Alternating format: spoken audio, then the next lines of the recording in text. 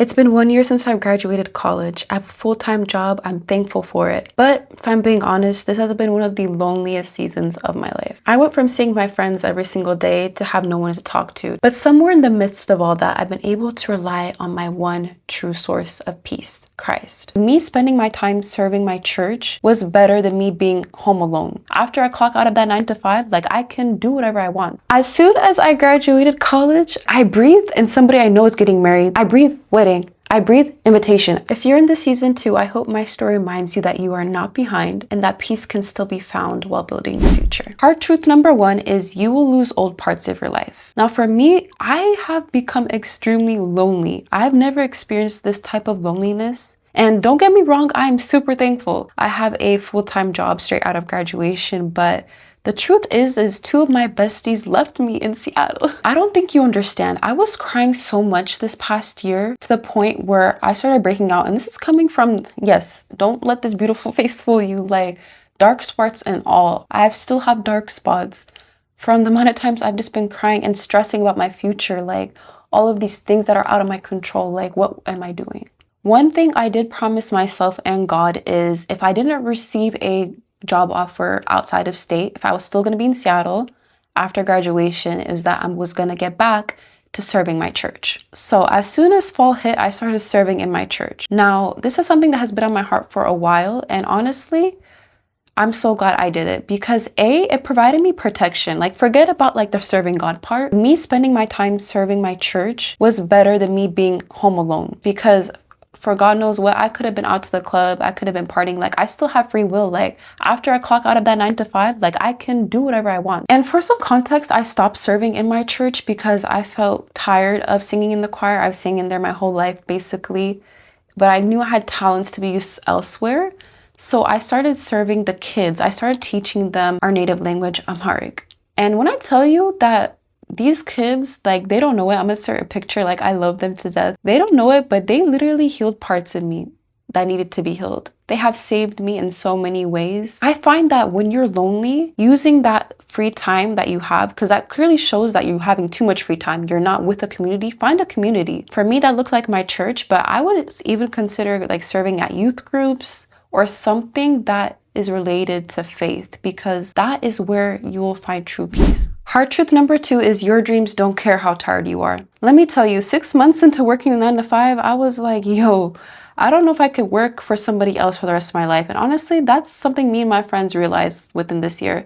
Adulting literally looks like doing stuff that you have to do, that you need to do for your future self, even when you're tired. It don't matter, do it tired. Chase your dreams tired. When you clock out of your 9 to 5, clock into your dreams, clock into your passions. I'm young, I'm beautiful. There is nothing you can lose in this age. We have nothing to lose. We have no kids running around asking us to get them dinner. Let's lock in. Let's clock into our passions after work.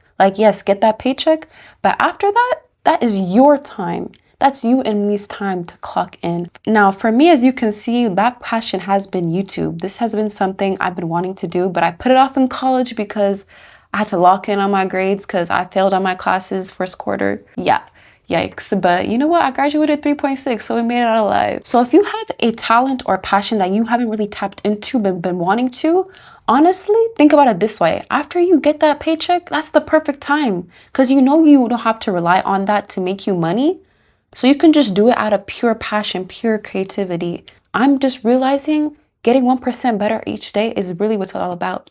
Shout out to Atomic Habits by James Clear. That book changed my life. So yeah, that's basically what I've learned is adulting is doing stuff even when you're tired, and that's how you're going to build a more fruitful life outside of your work. Hard truth number 3 is your health becomes your responsibility. Me and you no longer have the luxury of getting those steps just from going to class and walking back to our dorm. No. We don't got that. We are on our butt 8 hours a day working for somebody else. That's what we're doing. Your corporate job does not care about your health. They do not care. They're going to serve them donuts and coffee every single day. There's always going to be somebody's birthday.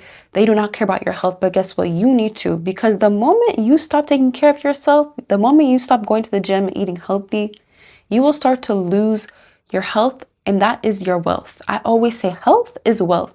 And don't get me wrong, I've been in the gym for 3 years, went on a huge weight loss journey, did all the things, But believe it or not, this year has been the year that I've been to the gym the least. And you wouldn't tell, like, your girl still snatch because I go to the gym even when I don't have time, right? Don't have time, don't have energy. I've done so many 30-minute workouts this year. Like, on your bad days, like when you can only do like 50% of what you want to do, that's enough. Just be consistent. That's like the theme I've been learning about my health. As long as you're consistent and control what you can, because I learned that I'm on my butt 8 hours a day.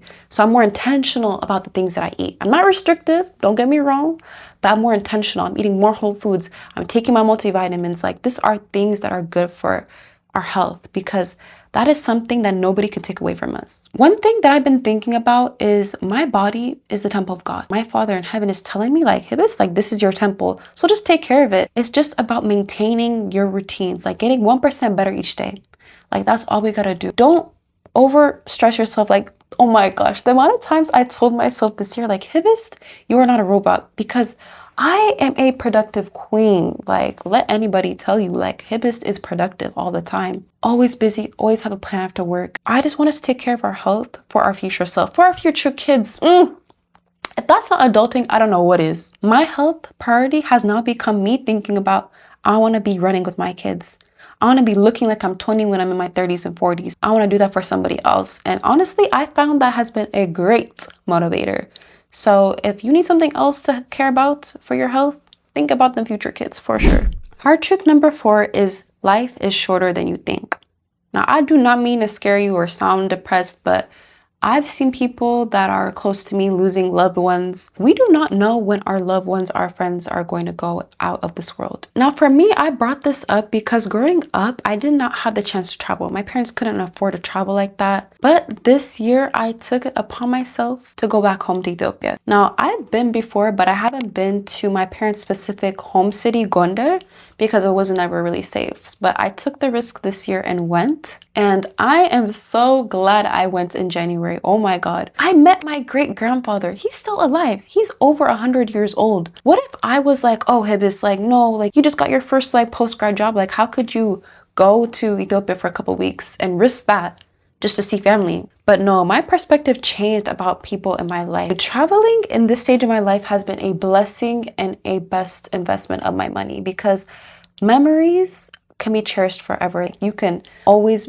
remind yourself like about the good times and carry those memories in your heart. The last hard truth is everyone's timeline looks different. I'm telling you, as soon as I graduated college, it's like I breathe and somebody I know is getting married that I didn't even know they were in a relationship. I breathe wedding. I breathe invitation. I breathe save the date. Like, what is going on? By nature, you know, it's very easy to compare, especially when you're single. This is a whole nother can of worms, but yeah, it's so easy to compare. I'm just trying to remind myself, like, you know, comparison is the thief of joy. I feel like people say that for a reason. I am on my own journey, and it is not my job to compare myself every single time I hear somebody else is getting good news in their life. And as an East African girly, I don't even know if this is East Africa related, but I'm telling you, the moment I graduated, all of a sudden my family wants to start talking about marriage, like just bringing it up in conversation casually. I was like, marriage, like, where is the boyfriend? Like,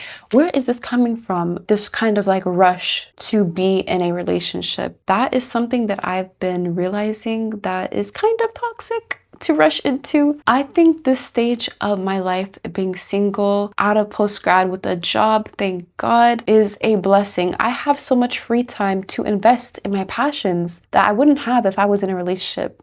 And that is something that should not be rushed. That is something that I believe should be on God's timing. I'm trying to remind myself of Isaiah 60:22.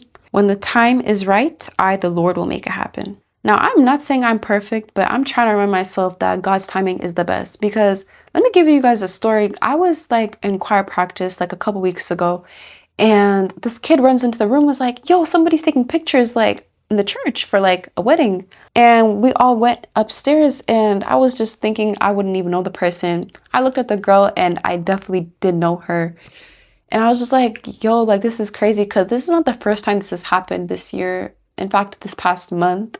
I want you and me to know that investing our time in serving God and to chase our dreams is never going to be a waste of time. Because at least you could say you tried, right? And serving God, that's just always going to have an eternal benefit. He's our creator. He's going to be there when this world is over. we can enter his heavenly kingdom. So that is something I just been trying to remind myself, like, hey, you are only 23, like, calm down, take time to breathe, smell the flowers, smell the roses. Life is beautiful, God is good.